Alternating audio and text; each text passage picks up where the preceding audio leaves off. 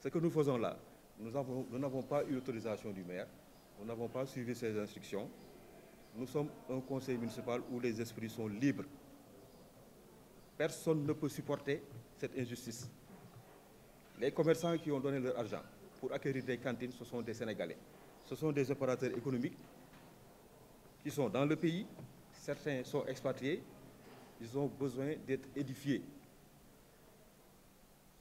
Et ils ont besoin de cette infrastructure pour mener pour faire le travail.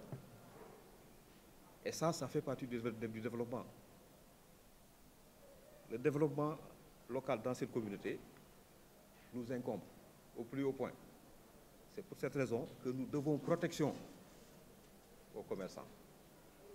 Il faudra que l'infrastructure soit achevée pour que les commerçants puissent exercer le travail correctement dans la sécurité. Quand je dis sécurité, il faut dire que cet ouvrage qui est là depuis 2019, qui n'est pas terminé, subit des effets de la nature. C'est devenu une infrastructure dangereuse pour la population, du point de vue de la salubrité, mais du point de vue aussi de la sécurité des enfants et des habitants qui sont aux environs. Donc pour toutes ces raisons, puisque l'opérateur économique dont on parle n'a plus la capacité de terminer le marché, il faudra, n'est-ce pas, que ce contrat-là soit dénoncé.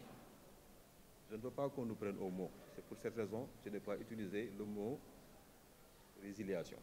Nous savons que la résiliation, c'est les tribunaux qui le font. Mais c'est un contrat que nous avons dénoncé. Et heureusement que lui, il a pris l'initiative de nous attaquer en justice. Nous demandons donc à la justice de trancher. Cette dernière, elle a subi beaucoup de contre-coups les dernières années, avec ce qui s'est passé sur le plan politico-judiciaire dans ce pays. Elle doit redorer son blason et trancher les différends de façon équitable pour qu'enfin justice soit faite et que les commerçants retournent travailler et que le quartier de Gueule-Tapée retrouve sa sérénité et sa beauté d'antan.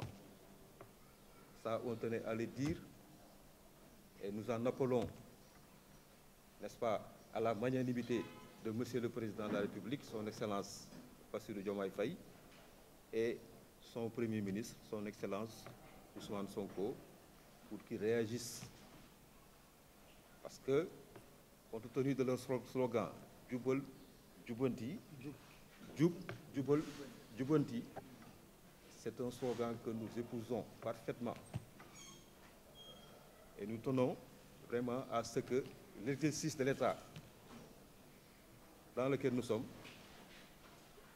soit, n'est-ce pas, un exercice qui épouse, n'est-ce pas, cette idée, ce slogan. Donc, ils sont aujourd'hui les responsables, les plus hauts responsables du pays. Et les populations de Fass Gueule-Tapée Colobane sont en train de vivre une injustice notoire. Parce qu'il y a un puissant homme d'affaires qui est là, qui a distribué de l'argent de gauche à droite, et qui ne veut pas progresser, ni nous laisser la latitude d'exercer notre mission.